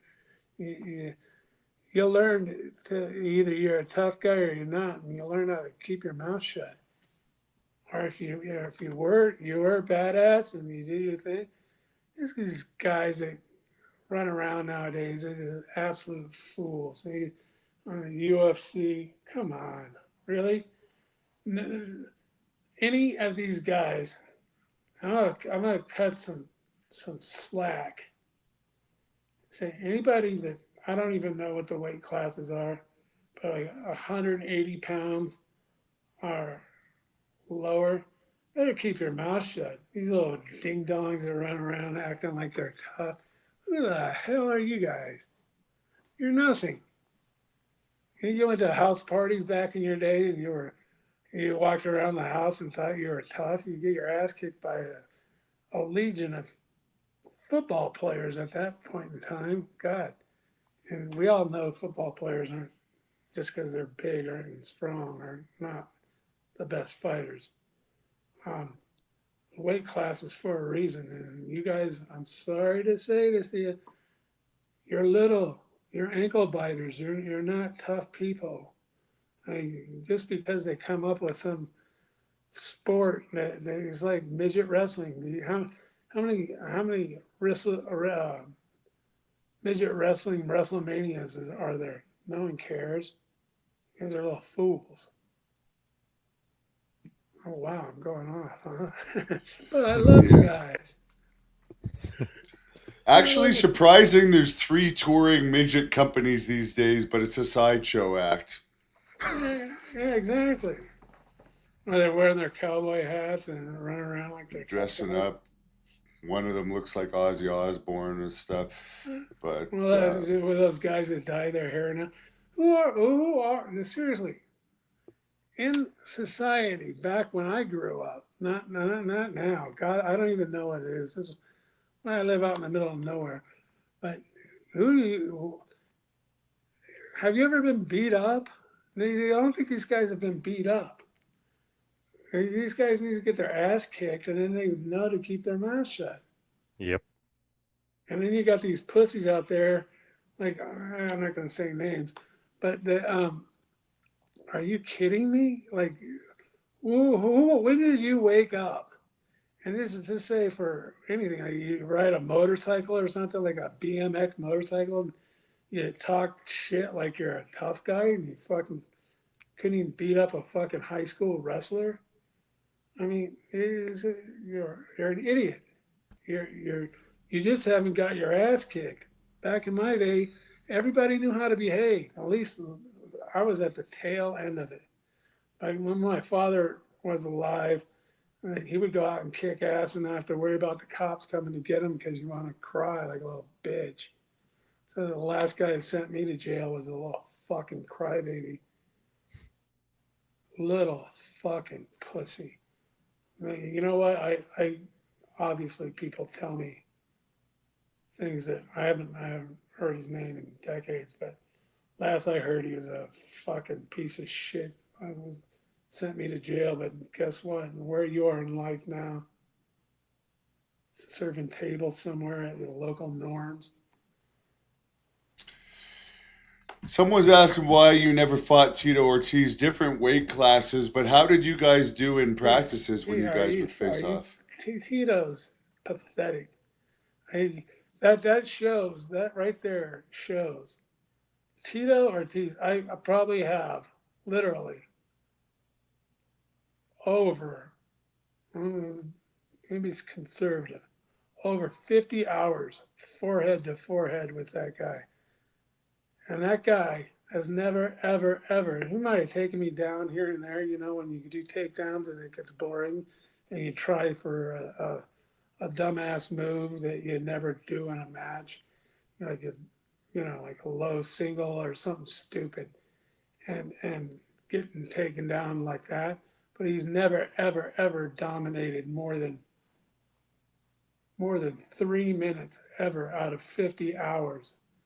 And that guy's I don't want to get into that whole scene. But, I was watching those things, those reels, and I was watching the Howard Stern, and he's got this fucking idiot on there, and all the answers are just retarded answers, and it's that Beetlejuice guy. And I was listening to him, he's like, the guy's special needs, obviously, in the whole 9 yards. But I was sitting there and I feel for him for that. But you know what? I'm sitting there going, man, this guy really sounds familiar. And I'm not like, obviously everybody knows who Beetlejuice is. But I go, man, all these answers sound familiar and how it just, the logic behind his reasoning is just pathetic. And, obviously he's got problems. And I got all of a sudden the light bulb turned on. Like people like to say shit about an epiphany went off, the light bulb went off, and it went on. I had an epiphany, and the light bulb went on. That's fucking Tito Ortiz's logic. Everything that guy says, man. I had to pinch myself and go, that's not Beetlejuice, that's Tito. That's how dumb that guy is. And they take him and they bought the UFC and these clowns just because they don't like tough guys like the people that were fighting in the UFC. They start these weight classes. Tito couldn't fight himself out of a wet paper bag, and we all know he's as bright as Beetlejuice. And they make a star out of the guy. He's about as pathetic as those woke guys run around with flags, running around with Mexican flags saying "Get out of America" or whatever. What the hell is going on? Tito comes running down that thing with his Mexican flag. He doesn't even know how to speak Spanish, and everybody behind him. Mostly all the reels are him and his dumbass remarks like Beetlejuice, but that guy can't fight. The reason why, the only thing accolade that he has that is wrestling known is him being um, I think that's why I'm hesitant on this. He was a state champion, I think, in junior college, but he was like 20, 21, 22 years old.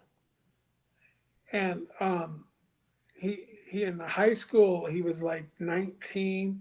He's like held back through things. So he's a man wrestling college kids. And that's how he became state champion. It's not because he was some uh, athletic dynamo or something like that. He is just a, I don't want to say a victim, but a person that used age and that especially in that time frame to his advantage. Here's something interesting about his ex-wife. She admitted to being with approximately 100 women and 30 men off screen and has had approximately 780 male partners on screen. He was very proud of to be with her, but I mean, that's a lot. She was his girlfriend, and his first wife. Um, he he learned from her, his first wife, how to divorce somebody because his first wife came out on the positive side of the legal battles on that, and she took him took at that time. I don't think he had that much money, and then he hooked up with Janet Jameson, who had all the money, and like see that face right there? He's a retrobate, man. That guy is just a thief. He's like sitting there plotting his way to steal all our money, and then they bought a house in the harbor. It's her house, and I think she put it off to her kids. And he finally wore out his welcome and had to move to Florida after all these. I don't get how all these people like vote him in to be uh, mayor pro tem of Huntington Beach. You know what a scoundrel idiot that guy is, and you're gonna vote him to lead your town or city. Unbelievable. Just like, oh, let's make a star out of him in the UFC. Dana's got some empathetic values and try to help him out, and he turns around and stabs him in the back and does all these things. All these fighter guys think they're like all of a sudden they're the Donald Trumps of the art of the deal, and they're gonna get the money that Dana's gonna make because they're smarter than he is. Absolute fools. That's a whole weight class category. After they bought it from Meyerowitz, they came up with that whole thing. That's all ego driven. Did you ever meet Sunny? Just speaking of women that have been with a lot of guys, because she was in WCW for a while, but I don't know if the times Yeah, crossed no. over or not. If she was around, I never talked to her. I don't think I really talked to any of the girls there. Not that are on TV. This guy says, "Welcome to politics," with the biggest shitbags getting elected a lot of the times. Tito's proof of that. Well, Tank, you've been very kind with your time tonight. Yeah. Answered a lot of questions here. You've got an Instagram account, tank.abbott. Tank Podcast on Twitter. I don't know if you still have control of the Twitter or not, or if you regained it. Do you know? I don't even know anything about it. Okay. Well, it seems like someone shares some of your stuff on there, and at one point you had a podcast and you created that, from what I understand. But Instagram, you post stuff. Your workouts are going well, I assume. Yeah. Everything's going good. It's a a rough road, man. I put my body through the ringer, man. It's hard. Strokes will kick your ass. And I know what's going on, but trying to make it function sometimes is a struggle. But I don't care. And Here your buddy now. Don Fry is apparently back drinking again. That's the rumor through the grapevine. Not that that matters, but hopefully he can get himself together so he doesn't need a liver transplant one day. You have to do some work to get that. One thing I can tell you, I'm a pretty hardcore person, and I don't have a soft liver, but it's not a contest or a challenge or anything like that. But I've never met anybody who could drink like me. Yeah. It's not like woohoo, look at me, I'm this and that. I don't give a rat's ass. I wish I could drink right now if I could. I would be drunk right now. But my physical body can't handle it. I like living more. And you have an amazing life. You've got a dream life, and I'm really happy to have you included in my Blood Hunter Thirst and Rage movie that fans, you'll be able to see him on that this fall. And I'll let John and you close this off. I'm checking out. Always great hearing from you, Tank. Oh, yo. Thank you, Tank. Appreciate all the time. Thank you for answering all the WCW questions. Appreciate it. Yeah. You got any more you want to know about? No, we're good. Thank you. I appreciate all the time tonight. Thank you so much. All right, man. You have a good one.